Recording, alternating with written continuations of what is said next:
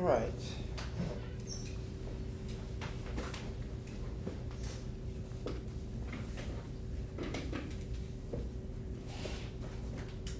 Anybody have any questions from last time?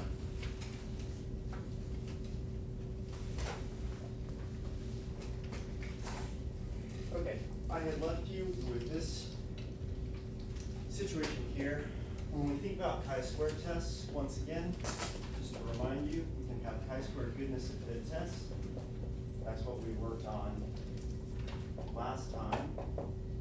But there are two other types of chi-square tests. There's a chi-square test of independence, and there is a chi-square test of homogeneity.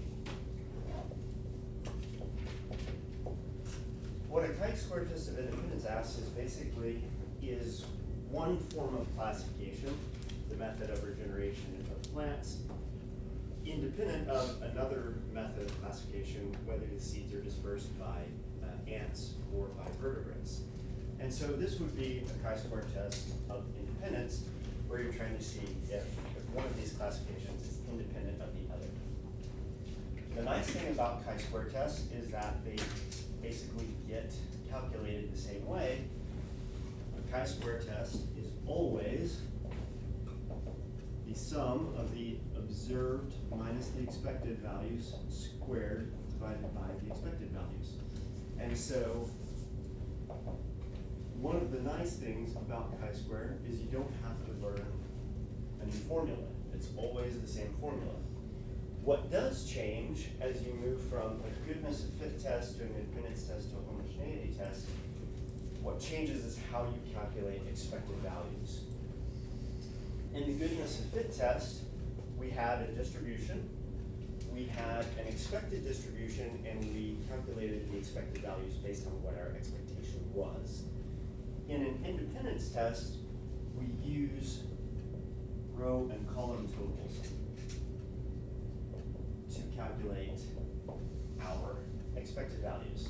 So in this case, we have ants and vertebrates, we have seed only and vegetative, 25, 36, 6, 21. The row totals are basically 31 and 57, and the column totals are 61 and 27. And we have a total of 88 observations. So the way we go about calculating expected values for this particular cell is we take the row total times the column total and divided by the grand total. So in this case, the expected value here would be 31, because that's the row total, multiplied times 61, which is the column total, divided by 88, which is the grand total. For this one, it would be 57 times 61 divided by 88. This one would be 31 times 27 divided by 88. And this would be 57 times 27 divided by 88. And so that's how you calculate the expected values. So in this case, what some books refer to this as, this is a hypothesis that is intrinsic to the data. Meaning that it's the data themselves that are dictating what the expected values should be, as opposed to expected values that are extrinsic to the data, where there is some expectation that's being dictated to by some theoretical model or some other population that you want to compare to. So this number, this expected value goes up as the row total, i.e. this classification, seed only, goes up, and the representation of ants. So this is a test of independence because the expected values are being dictated by the classification that you have. You're taking seed only and ant and using that to tell you what you should expect for that combination of variables. In this case, what this ends up being is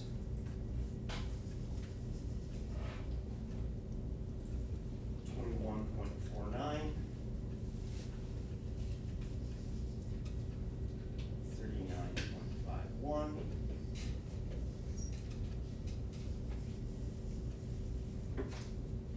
$9.51, and 17.49.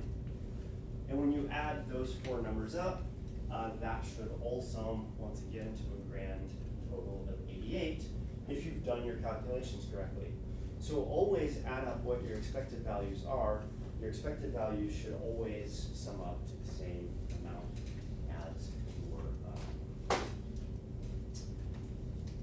as your observed values. If not, you've messed up the calculation of the expected values in some way. And when you do this, this indeed is how it turns out. So now you have observed and expected values, and so this question now is just, what is the chi-square test? The chi-square statistic, it's just 25 minus 21.49 squared divided by 21.49 plus 6 minus 9.51 squared divided by 9.51 plus 36 minus 39.51 squared divided by 39.51 plus 21 minus 17.49 squared divided by 17.49, which should give you a value of 2.887. If you go to a chi-square table and look up a chi-square value at an alpha level of 0.05 and 1 degree of freedom, you will find that the table value is 3.841. In these types of situations, the degrees of freedom is the number of rows minus 1 times the number of columns minus 1. So you have 2 rows minus 1, which is 1, times 2 rows minus 1, which is 1, and so you have 1 degree of freedom for a 2 by 2 table. Always for a 2 by 2 table, it's going to be 1 degree of freedom. And so you find that the chi-square value is lower than the table's chi-square value, and so you would conclude that these two classifications are independent of one another. The method of dispersal of the seed is independent of the type of germination, the type of regeneration that the plants undergo. Yes? What can we conclude for this chi-square? That is bigger, yeah, it's bigger than what we got. This is the table value. Okay. This is the boundary that you would have had to have surpassed to say that they're not independent of one another. And we didn't.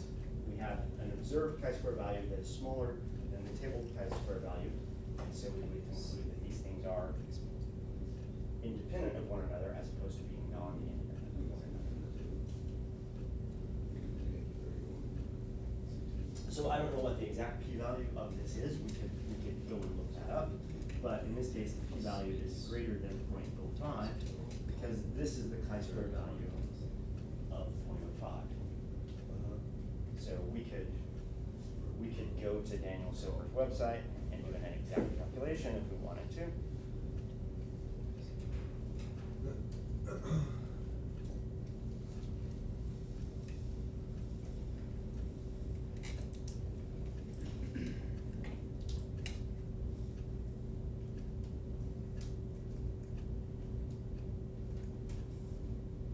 So we have a chi-square value of what, 2.8 something, 887, and we have 1 degree of freedom, and the p-value is 0.08,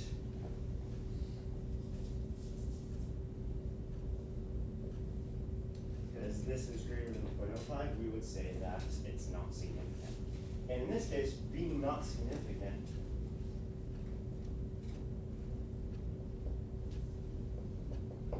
means that they are independent of one another. This classification scheme of plants, how they regenerate, is independent of how they get dispersed. So not significant is it's like you labeling the data set or what they are exactly. I'm not sure what you mean. I mean like what not significant means in this situation. It means that this method of classification is independent of this method of classification. So we've taken plants and we've classified them into plants that are dispersed by ants versus dispersed by vertebrates. You meat, lizards, snakes, tapirs, whatever. But you can also classify those plants by whether or not they are regenerated by seeds only or whether they undergo vegetative reproduction. They can just send out runners and produce new individuals of themselves. So the question is the method of dispersal independent of the method of regeneration? If you do the analysis and find that you're not significant, that basically means that the method of dispersal has nothing to do with the method of regeneration. Yeah. What would the original data look like if they were influencing? You'd have like a big cluster, like ants were driving seed regeneration or Yeah, something? so ants are well known to be seed dispersers, and if it's important for plants to disperse seeds far away from the parent plant, what you might expect to see is that, what were the original values? I just erased this, 21 and 21, 36. 36. So,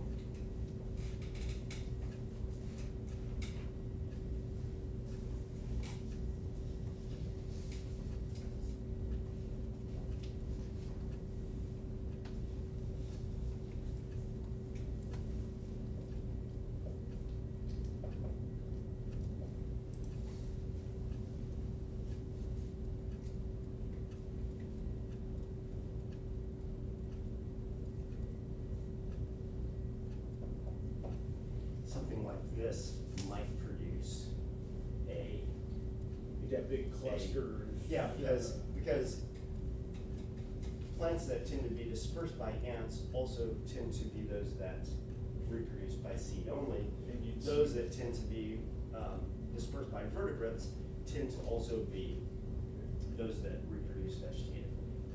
And so this would then, if you ran this again, you would see that there is a much higher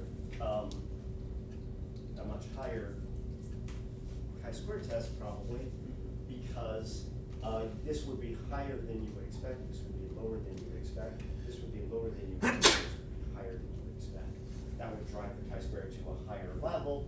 You would find a significant chi-square statistic, and you would say that the method of dispersal is not independent of the way in which they go about regenerating themselves. And so that would then show you these two forms of classification are not independent of one another. Method of seed dispersal has everything to do with the way in which they go about reproducing. The next example shows you an example of non-independence and what that would look like.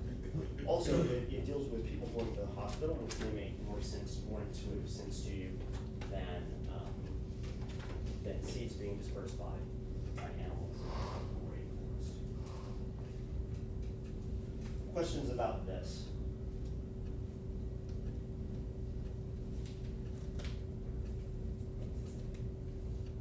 I'm gonna clear some things out here. We're gonna use R here in a minute.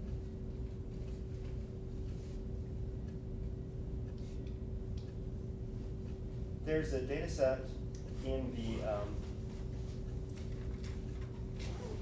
on the Moodle, or in the PowerPoint that's on Moodle. This is basically a data set, I don't remember where I found it, but it's about emergency room visits, and it's clearly done in some non-developed country because the income is less than $3,000, $3,000 to $5,000, $5,000 to 7, 7 to 9, 7 to 10, and then greater than $10,000. So these are not wealthy people, but what they asked the people was, your most recent hospital visit to the emergency room, actually, your most recent emergency room visit, was it in the last 6 months, was it 7 to 12 months ago, or was it greater than a year ago? And they've divided this up into different income brackets. And so the question that's being asked by the data set is, does your income affect how recently you've been to the emergency room? One of the things about healthcare and the healthcare debate in the United States,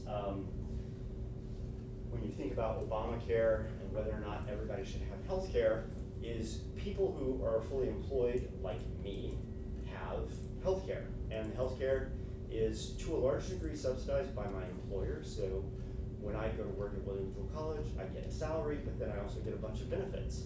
Among the benefits are that they contribute a certain proportion to my retirement plan. They contribute less to my retirement plan than they did when I first started here, but I make up the difference. They also contribute to healthcare premiums. So they've negotiated healthcare plans with Blue Cross and Blue Shield. You sign up for a plan. The school pays a pretty good chunk of that, and then I pay a portion of that. And as a result, I can go to the doctor when I have a problem. Over the holidays, like the last 2 weeks before school started, for some reason, for the first time in my life, I got hives. Have you guys ever had hives? Oh my God. They started at my neck, and then they creeped around the front of my neck, and then they started going down my arms and down onto my chest. And by the time it was all said and done, I was literally covered, like up onto the back of my head, down my neck, down my chest and arms, just covered in hives. Very itchy. I just was insane with itchiness. I took Benadryl, I put Benadryl cream on. There was like nothing I could do to stop it from spreading and to relieve the itchiness. So I finally said, all right, I've got to go to the doctor because I can't start teaching this semester under these conditions. I will go insane. So I went to my doctor, and my healthcare plan was such that I went to the doctor. They gave me a prescription for prednisone, which is a steroid, and I went up to the place where you pay for your doctor's visit, and I gave them my paperwork, and they were like, all taken care of. I had no copay because I have a good healthcare plan provided by my employer. If I didn't have healthcare, what would I have done? Straight for the bucket. I would have probably not gone to the doctor because I would have had to have paid for that office visit out of my own pocket, which would have been way more expensive than the nothing that it was that I actually paid. And I would have just gone to the drugstore, continued to treat myself ineffectively with over-the-counter medications that weren't doing the job.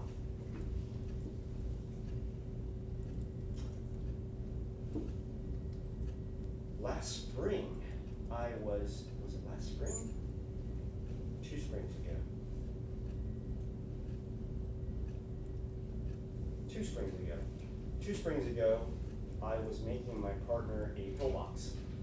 If you do woodworking, you can make pillboxes with a sliding dovetail joint that makes the lid slide back and forth, but it holds itself in because of the kind of joint that you've done. And I was running her little pillbox through the router, and the router blade grabbed the pillbox and shot the pillbox out one end of the router. And because I was putting pressure against the pillbox with my hand, rather than with a device that puts something between the blade and my hand, I sent my middle finger right into the router blade. Middle finger of my left hand. I'm not flipping you off. I'm just showing you the finger that got bunged up.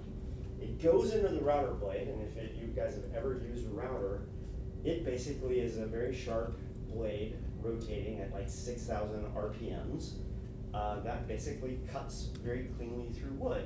It also cut very cleanly through the tip of my finger. I went to the emergency room because I needed to stop the bleeding and to get whatever mangled tip of my finger was reconstructed and put back together. I don't generally go to the emergency room unless I do something really, really stupid, like stick my finger into a router that turned on. So if you don't have healthcare though, you end up going to the emergency room for commonplace sorts of things because you don't have insurance. When I had hives, I went to my general practitioner. When I had an actual emergency, I'm bleeding, I can't stop the bleeding, and tip of my finger is all chewed up, I went to the emergency room. I go to the emergency room, unfortunately more often than you would think, mainly because I bicycle and I do woodworking, two activities that are hazardous. But generally, you want people going to a medical doctor at their general practice office rather than going to the emergency room, because the emergency room is the most expensive place to go and get health care. What you find with people who don't have health care is they go to the emergency room for commonplace maladies that could easily be taken care of by a general practitioner. What's the problem with that for the rest of us? I pay healthcare premiums. I contribute partly to my healthcare premiums. The college contributes partly to my healthcare premiums. Hopefully when you get out and get jobs, they will have healthcare associated with them, and your employer will contribute a big chunk of what you pay in your healthcare premiums. The problem with going to the emergency room is if you're going to the emergency room and you don't have healthcare, why do you probably not have healthcare? What's that? Unemployed. You're either unemployed or You're not eligible. you're not eligible for healthcare because you work at an employer that employs you for fewer than 32 hours per week, which is what you generally have to work in order to qualify for healthcare. So you may be working at a place like Walmart and they won't give you more than 30 hours a week. Why will Walmart not give you more than 30 hours per week? It's gonna be expensive for them. Because it's gonna be expensive for them, because as soon as they start paying you, or they start employing you for more than that, they have to start paying for your healthcare costs. And so, people who go and get common maladies taken care of at emergency rooms are oftentimes those people who can't afford the high price of going to the emergency room. I went to the emergency room for my finger. It ended up costing me like almost $600 to get my finger taken care of. $600 after the insurance company covered it. Like that's the $600 that my insurance company did not cover. When I was in a bicycling accident at the Hardeman Hill 100 in 2013, my healthcare bill before insurance was $13,000. And I just crashed on a bicycle. But I got taken to the hospital in an ambulance, I spent 5 hours in the emergency room, et cetera, et cetera, et cetera. I had x-rays, CAT scan to make sure that I didn't have brain damage.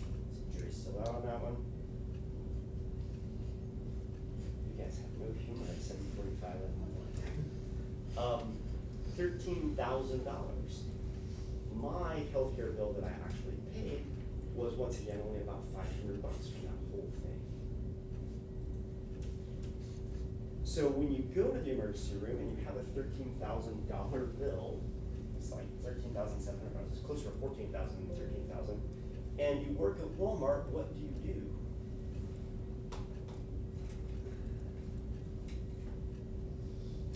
You go where they can't turn you away. Well, and emergency rooms are by law required to not turn you away. That's one of the advantages of the emergency room is they're required by law to treat you if you walk in the door.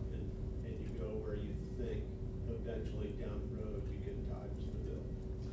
So what you do is if you're staring down this $13,000 bill, you either don't pay it, you wreck your credit, the hospital never gets paid, but then you have crappy credit for the next 20 years, or you go into bankruptcy or something like that then frees you up from having to pay that bill, or you basically take whatever you have in savings and sink that into paying the bill, and now you don't have any margin financially.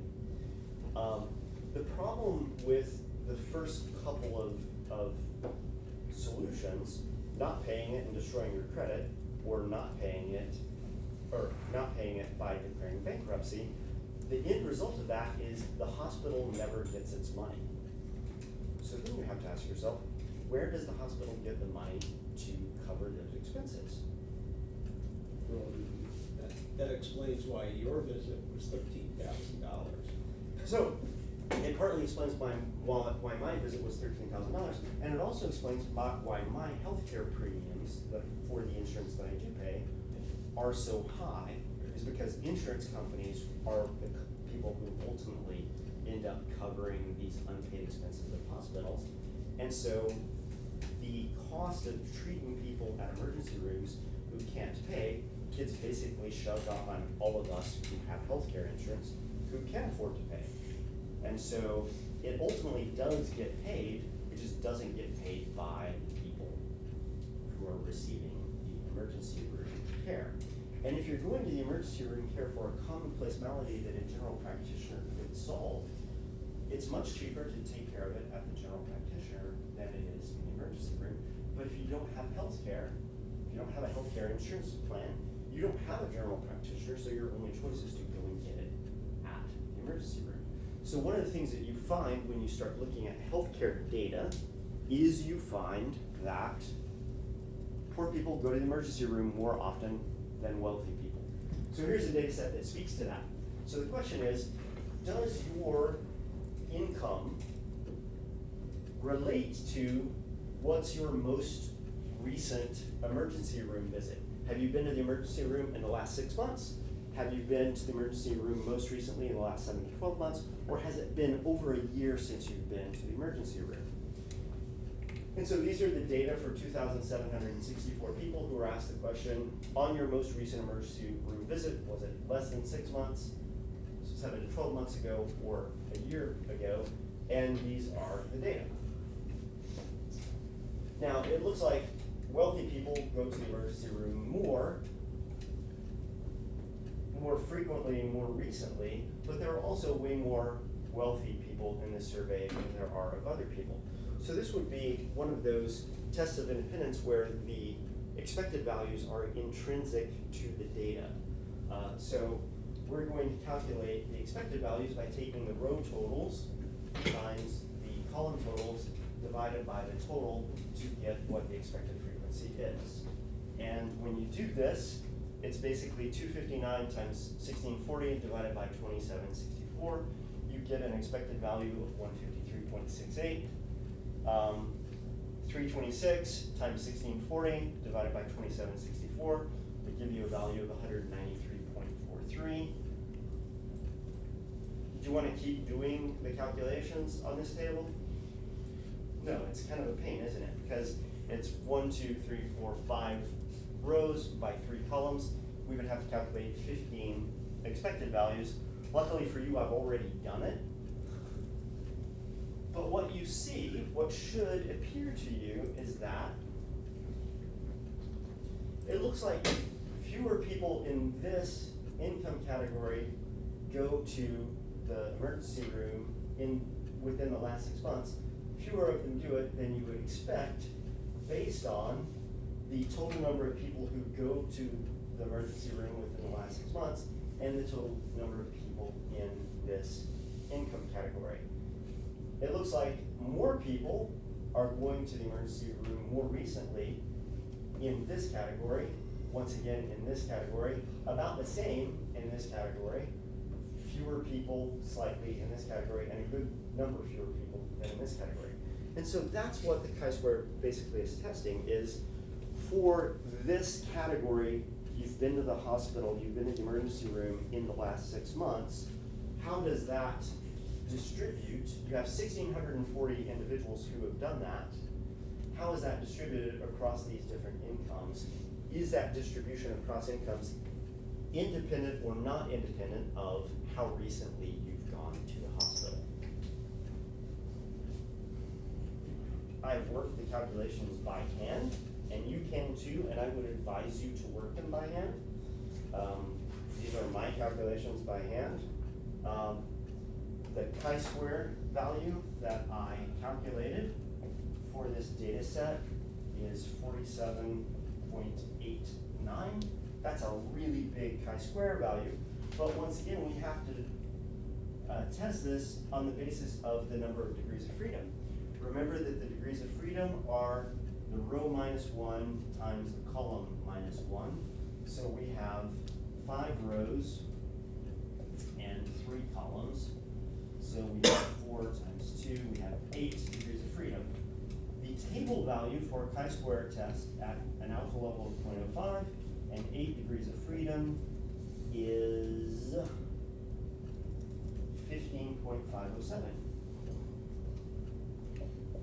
So because the observed value is way bigger than the expected value that you would expect on the basis of the chi-square test, the observed value is bigger than the table value, you would conclude that these are not independent.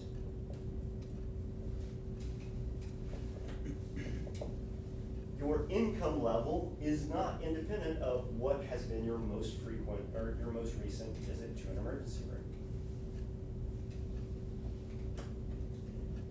People with more money have visited the emergency room much less recently than you would expect. It's not, that's the historic. I'm sorry, but, I'm sorry. You want the 653. Wealthy people have experienced going to the emergency room. They go to the emergency room less often than you would expect because more of them occur in the greater than 1 year category than you would expect. That's the rarely used. I rarely use it. I rarely use it. This is, and you say people who have more money rarely use this more so than you would expect. And poor people are in this rarely used category less than you would expect them to be. And that makes sense in terms of what we know about the relationship with income and healthcare.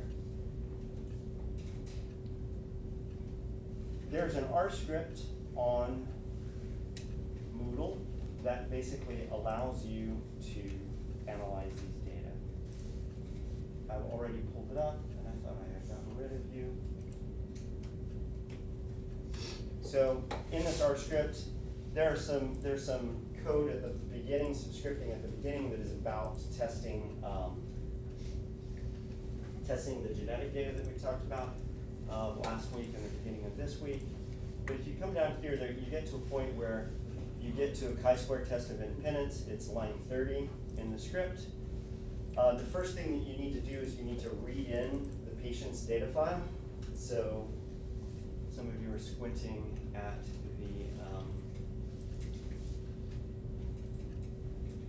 the screen, so I will look this up some so you can see effectively.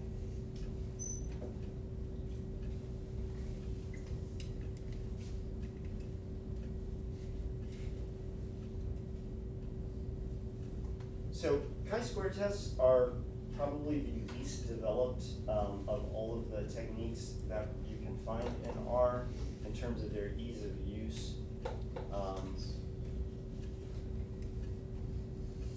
So what we have here is, for chi-square test of independence, the first thing that we're going to do is we're going to read in the CSV file that is also on the Moodle site. The comma separated values file is called patients2, and we're just going to nickname this patients. So this basically says, I want to create something new. I'm going to call it read CSV. I'm going to call it patients, and I want it to be reading the CSV file in. And when you do that and you ask for what patients looks like, it should return to you the data set that we just were looking at. So this just tells you what the time period is and then what the income levels are. Unfortunately, so the code class, whenever you write class and then you have a data frame, $ column, this tells you what kind of data you have. And so I use this a lot of times, especially if I have data that are numbers that I want to not be treated as numbers, but I want to be treated as labels. I use this to test the kind of data that I have. So it's treating the 6-month patients as integers, the 7 to 12-month patients as integers, and the other patients as integers. So it's treating the data the way that I want the data to be treated. But then the other thing to do chi-square test is it needs to basically read this matrix of data as a table. And I just renamed that table count. So I'm essentially taking a matrix of numbers and I'm telling R to not view it as a matrix, which is kind of its default, but to view it as a table. And so then I say that as another name so that I can now work with it. And then what I'm going to do is I'm just going to ask it to do a chi-square test on this table of data, and I'm going to call that chi-square because that's easy to do in my mind. And what I get is I get this result. The chi-square test gives me a chi-square statistic of 47.89, which is exactly what I got when I calculated it. 8 degrees of freedom, which is what I calculated for the degrees of freedom, and the p-value is super tiny. Grace. What buttons do you have to press for it to show up in your console? Like, what are you pressing? Oh, when I get it to execute it, it's, Yeah. You're on a Mac. Yes. Command return. Okay, cool. So to get R to execute a line of code in the Mac world, it is command return. In Windows world, it is control enter. And that will execute any line of code. So if you've not gotten that yet, yeah. Are we gonna have like a manual to how work with R? There is no manual. You learn R as you go. So for example, you just learned something about R. If you couldn't get R to run a line of code, now you know how to get R to run a line of code. There is, because R is open source, there isn't a generalized manual that you can go to where it basically has everything there is to know about R. You pick R up as you go along. Now there's a book in my office called the R book, which is useful for getting started, but the way I learned R is I started fiddling around with R and then I learned things about R. Right now, we're learning statistical concepts. I'm going to send you an R tutorial after the first exam, because on the first exam, you're doing everything by hand. After the first exam, there's going to be an R tutorial that gets you oriented towards some things. I've already taught you some things about R. I've taught you about knowing where you are in R. So this, I've mentioned this now a number of times. At the head of every one of my scripts, there is this code here, get WD, get working directory. I've mentioned this a couple of times. You always do that because you want to know where you're operating on your computer. This is the path to get to where I'm working from. I'm in my user file in the applied stats folder on my computer in a subfolder called RScripts. Get WD tells me what working directory am I in. Get the working directory that I'm currently operating in. A lot of times when students, and I think I've mentioned this also, a lot of times students try and run an R script, but their data are in one directory and they're operating R out of the applications directory, for example, if you're on a Mac. Well, the reason that it's not finding your data is because you haven't told it where the data are, and so you either have to open the script from the directory that you're in, or you have to tell it where to go and get that data using the set working directory command. Yeah? So that patients.csv file is just in that RScripts folder. Yep. Yeah, so get to know the file structure of your computer. Was it Grace that I showed you how to see your hard drive? Whenever I get a computer from the college, the first thing that I do is I make sure that the computer is allowing me to see the hard drive. Macintosh, Apple does not want you to see your hard drive.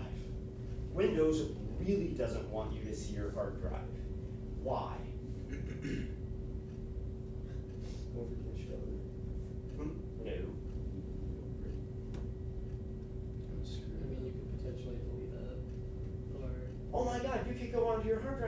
really screw things up.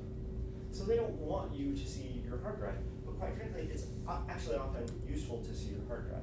So this is my hard drive on my computer. On a Mac, it's fairly standard the way your hard drive is set up. There's a directory for all your applications, a library, a system folder, which they really don't want you going into and messing with, because this is where your source code is for the operating system of your Mac. And then users. So users is where they want you to live. I have a home folder, which is my users, and then within that home folder is my life on my computer. And so within this, I have a folder, a directory, if you want. It used to be called directories, now we call them folders, for DTS 218 in the year 2020. Within this folder, I have a folder with my PowerPoints in it, but I also have a folder with my R scripts in it. And in my R scripts folder, I have the chi-square script, and I have the patient's data file. Now, if I go, I'm going to, give me a minute, I'm going to do something here. I can right click on any file, and I can, on a Mac, go to get info, but there's a similar set of commands that you can do in the Windows environment. And I can get the path. It says, this file, patients2CSV, it's a general comma separated spreadsheet. It's 121 bytes. Where is it on my computer? It's on the Mac OS, it's in the users folder, the user Klowinski P, the DTS 218 2020 folder, the R scripts folder. That's where it resides physically in the memory space on my computer. So I can copy that path if I want. And if I go and close R, which I would never want to do,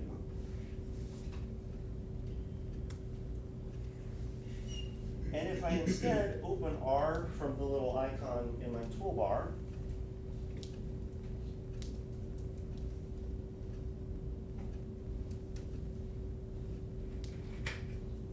I can do all these things up here because I'm building the data set as I go. So I just built a data set and now I'm testing that data set. I'm building a data set and testing that data set. I'm building a data set and testing that data set. But now, when I go to do this, I get an error code. The error code basically says, cannot open the connection. Whenever it says cannot open the connection, that's R's way of saying, you asked me to go and get a file and I cannot find the file. Why can I not find the file? Well, because up here when I did get WD, when I got my working directory is just my general user account. So my data file is in my R scripts folder, in my applied stats folder, in my user account. But now it's looking for a data file just in my general user account. Well, that's not working. So what I have to do is I have to set WD to this new folder.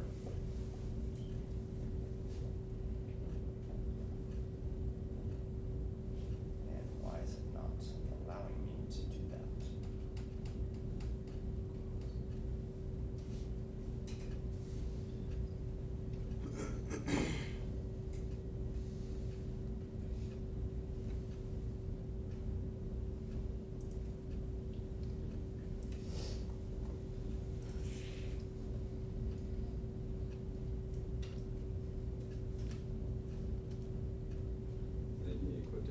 Oh, I need quotation marks, thank you. I was just about to figure that out.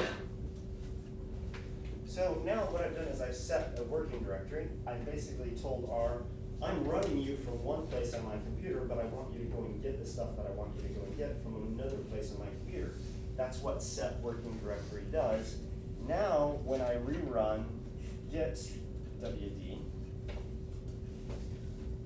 it will tell me I'm in the right place. So now, when I go and ask it to open that data file, it will now do it because I've told it where that data file lives. I don't get that cannot open connection anymore because I've told R where to go and find the things that I want it to find. Now I can go through all the rest of this, and I get down to this point, and I've run the chi-square test. So always, the first thing you should do in R is get WD, and if you're not in the place where your data are, then you need to set the working directory to whatever the path is to where your stuff exists. I think I told you the story, last time I taught this class, one of the students in the class was trying to get an R script to run, and it was giving her this cannot open connection error. And I said, okay, the problem is you're running R from wherever R is stored on your computer, and your data are stored someplace else on your computer. And she was working on a Mac, and so I said, take me to the place on your Mac where your data are stored. And she was like, what do you mean? I'm like, in your directory structure on your computer, where do you have your data? And the thing about R is when you download it and install it, the installation package puts R where it belongs. On a Mac, it'll put it in the applications folder in many cases, or it asks you to drag it in the applications folder. And I think on Windows, it just automatically puts it in your programs folder. That's just part of its installation routine. So that's what it did on hers. She followed the instructions when she installed it, she drug it into her applications folder, and she was always clicking on the RStudio icon on her toolbar, so it was always opening up in applications. So I said, okay, so we ran get WD, it was running it out of the applications folder. I said, okay, it's running it out of the applications folder, your data are not in the applications directory, where are your data? She's like, I have no idea what you're talking about. So I explained to her about the internal structure of memory on a computer and how your hard drive is basically just this big blank field, and you can divide that field up into different little pastures, and you can put different things in each of those little pastures, like you're herding cows. You're putting some cows in one pasture, one part of the pasture, other cows in another part of the pasture. So where on your hard drive are your data? She's like, I have no idea. Okay, so I went and I got access to her hard drive by putting the hard drive thing on her desktop, and then I opened up her desktop, and there was nothing in her user account. When I went and looked in her user account, I was looking for some file structure, some directory structure, and there was no structure. And I was like, where do you keep all of your works? She's like, well, you know, when I'm on Moodle and stuff, I just download stuff. So I went to her downloads folder. All of the files she has ever used on that computer were in the downloads folder. Because that's where she started working on things, and that's where she saved things as she went. Because oftentimes when you click on save, it just saves it to the directory that you're currently working in. And she did all of her work in the downloads folder, and I think I've told you this story earlier in the semester. So in her downloads folder were literally thousands of files. That was where she worked without really knowing that that was where she worked. And I said, do you have trouble finding files? She's like, yeah, all the time. I have to go to my recents, and then if it's something that doesn't show up in my recents, I just don't know where it is. I'm like, okay. You can rein in your hard drive by creating a directory structure, creating a set of folders on your Mac, and then put the things that apply under that folder into there. That weekend, this was a Friday, that weekend she went home, she opened up her downloads file, she put a bunch of folders on her desktop, which is once again something I would not recommend, storing everything on your desktop either, because your desktop begins to get cluttered, and you don't get nice pictures of the Wichita Mountains popping up. But anyway, she took her entire downloads folder, this thousands of files mess that was there, and started partitioning it in folders, and she's like, oh, finally I can find stuff on my computer. So know the directory structure of your computer. If you don't have a well-organized directory structure, create one, because because that's going to make your life easier. Some of you guys are already doing this using Google Drive and things like that, but even on your Google Drive service, make sure that you have a same directory structure in that so that you know where to go and get things, because where things are stored on your computer,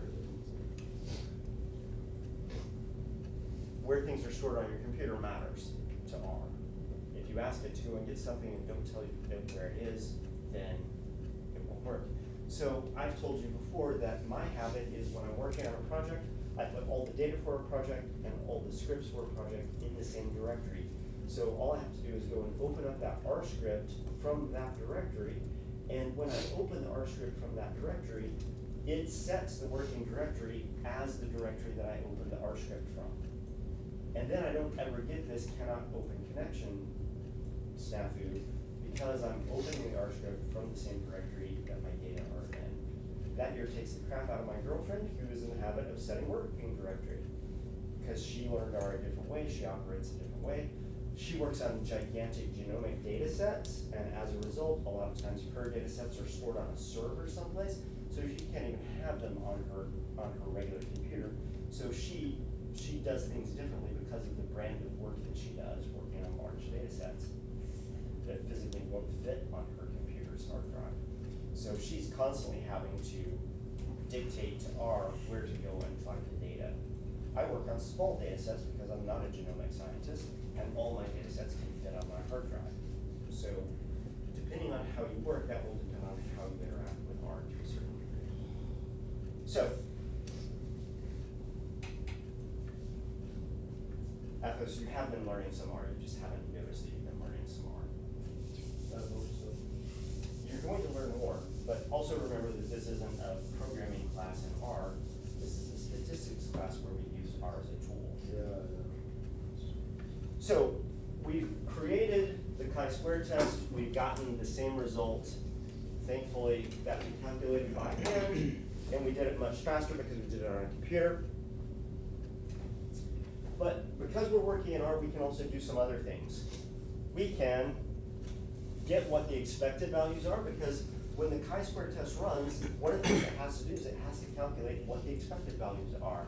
So we can check our math by just getting what the expected values are, and you'll see that they are the same as the ones that I have in the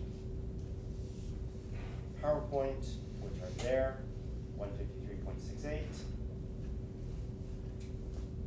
And then the other thing that we can do, what has happened? That was not what I wanted to do.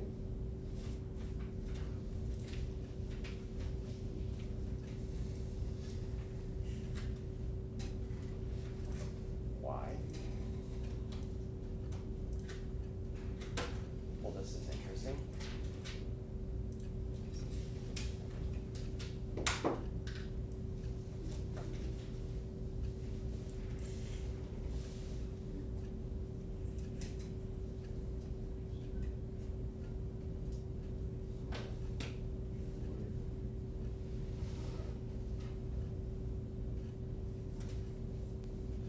We can also count what's called residuals.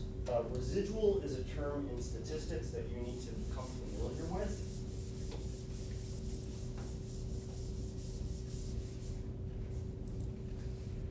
Residual, in a general term, can be used to talk about unexplained variation.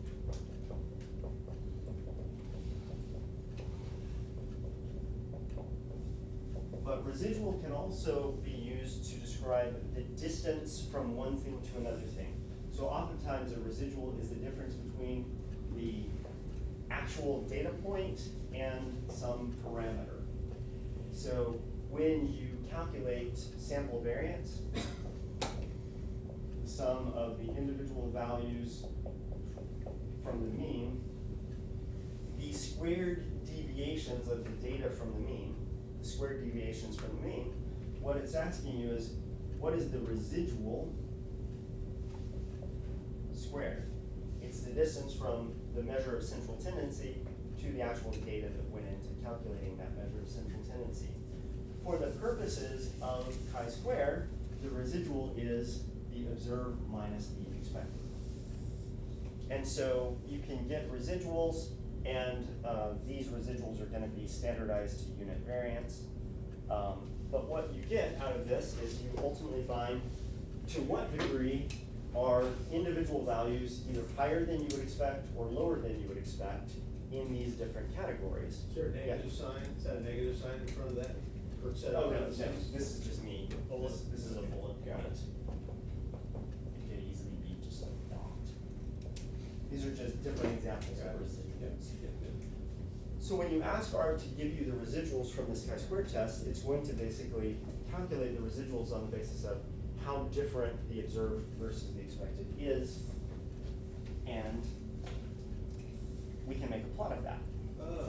So when you looked at the high income row, and you said they're not using as much as expected, Yeah, that's that negative. that's this negative residual. They're using it less than expected. These guys are using it more than expected. So residuals are how far off from the expected are you? Sure. Okay. Yep, in this case, yep. So we can make a plot. And when we make a plot, we get what's called a heat map. And a heat map is just a colored diagram that basically takes these residuals and tells you blue is positive residuals, red is negative residuals, and it basically shows you what the results are.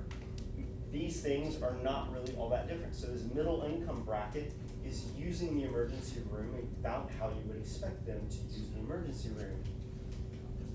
People with more money are using the emergency room less than you would expect in the most recent 6 months. These people are using it much more. People who haven't used the emergency room very recently, i.e. their last emergency room visit was greater than 1 year ago, many fewer people in these income brackets are using the emergency room in that infrequent category than people with more money.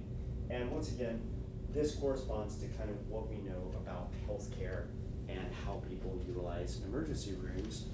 This is showing you, this figure, this graph, is showing you what the pattern of lack of independence is. People with less money have used the emergency room more frequently rather than less frequently. People with money don't use the emergency room very frequently. They use it less frequently.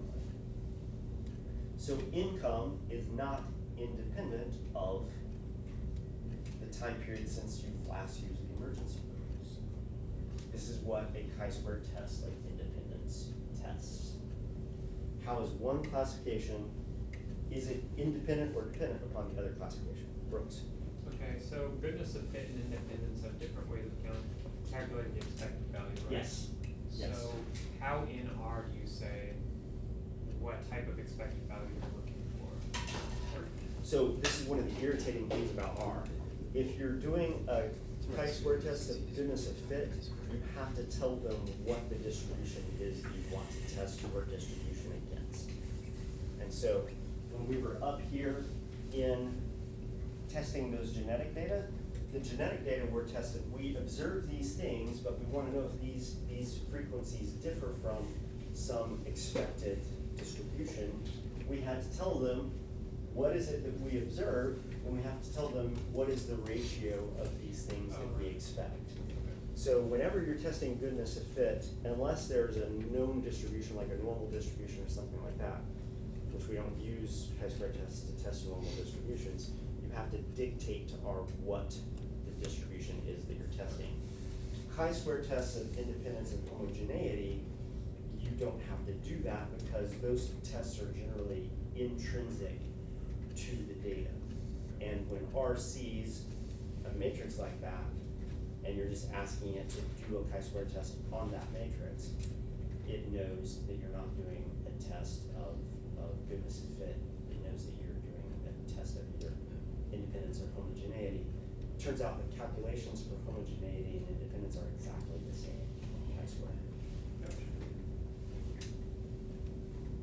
So question of whether it's a homogeneity test or an independence test is about how you interpret the chi-square result, not about the calculations themselves. Yeah, Grace? How do you find the expected value for the goodness of fit test again? You would either know what that expected value should be because of what your underlying structure is. So in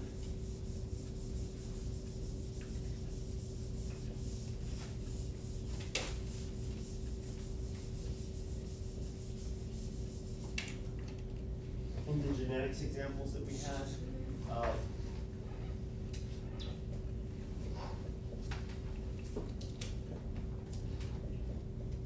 we basically crossed these two individuals. I didn't give you the genetic cross.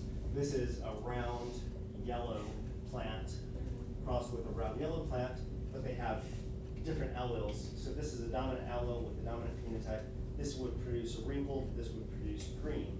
When you cross these individuals, genetics, basic Mendelian genetics that you study about in a biology class, would dictate that 9/16 of the population will be round yellow, 3/16 will be wrinkled yellow, 3/16 will be round green, and 1/16 will be wrinkled green.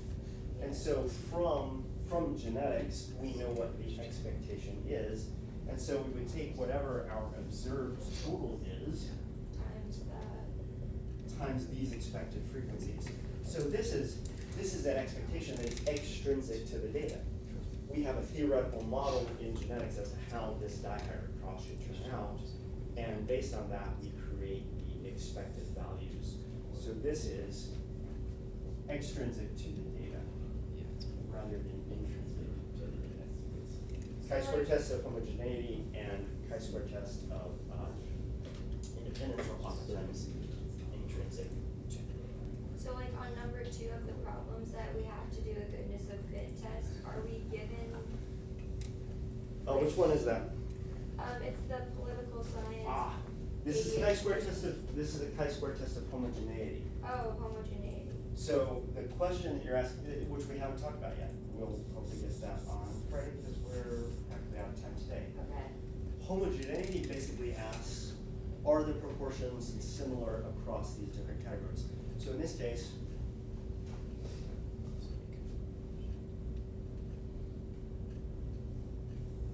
I've given you results from the primaries that elected Donald Trump. This was one of the early primaries. We just had a primary in which, we had a caucus in Iowa. When I added this up, I hadn't gotten the New Hampshire results yet. But here are the results from the Iowa caucuses in terms of votes. And the question here is, do voters have a preference? Well, it looks like voters have a preference. It looks like they prefer Pete Buttigieg and Bernie Sanders over Andrew Yang and Tom Steyer, certainly, because they have 560 some odd votes, and these guys only have 29 between them. So the question here is there a preference? Well, here, the hypothesis that you would test this against is, what would the frequencies be? What are the expected frequencies if all of these votes were evenly distributed across all of these candidates? So for a chi-square test of homogeneity, you're testing the hypothesis of everybody got the same number of votes versus some people got more votes than other people. So in this case, the hypothesis is once again extrinsic to the data, but it's extrinsic in a special way in that it's just evenly distributed across all these categories. So to calculate the expected frequencies, you would just divide the total number of votes by 7 candidates, because that's the 7 candidates who actually got votes. Okay. And so now that you know that, you can calculate what the expected is. You can calculate what the observed minus expected squared over expected is. Okay. Yeah. Are you using the same calculation like rho minus 1 times No, L minus this is 1? not wrong. No, because this is a chi-square test of homogeneity works differently. It's more like a goodness of fit test. It's just that in this case, the goodness of fit you're testing is the goodness of fit of the real distribution versus the goodness of distribution. So yeah, But you there's. still use the same formula for the But it's chi-square. But it's still always chi-squared equals observed minus expected, squared divided by expected, summed up across all the categories. In this case, there are just 7 categories. And how do you calculate How do I calculate the what? the expected? Oh, you. It's just 2,147 divided by 7. Yeah. Because the hypothesis you're testing is there a preference versus no preference? If there's no preference, then everybody would have gotten the same number of votes. But can you argue that it's already like, there's preference, literally because of the member that. Yeah, but if I want to provide Bernie it, has over Tom, say. yes, you can look at it and tell that yes, there probably is preference there. But then the question is, do you have statistical support that can make that conclusion? When you really get support, just run a chi-square test. I do. One number is 3 digits, the other one is just me. Well, okay, so that's fine.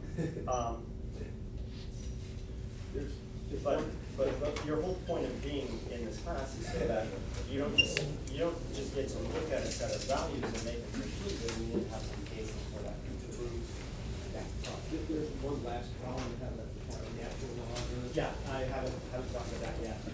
There's an alternative test to the chi-square test called the g-test, which you can also calculate on this, and it has like a different formula. Yeah, I'm gonna expose it to you, and we'll use it in the homework, but, it basically, you take the number that you get out of that, and you actually look at it in a chi-square table, just like you do in chi-square.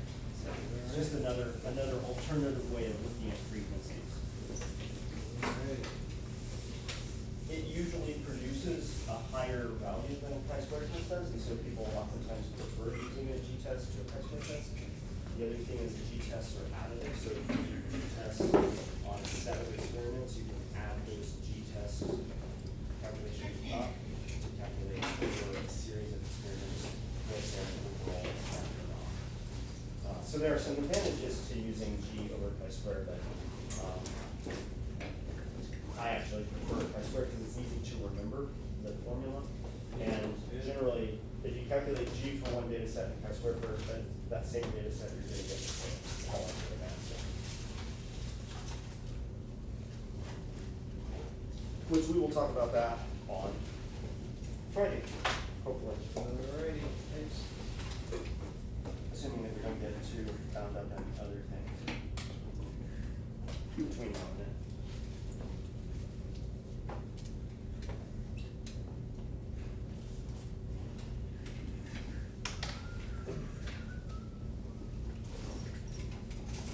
I was wondering what that residual thing was. That's good. Yeah, that opened up a lot. Yeah, residual is a really good base concept to know. Yeah.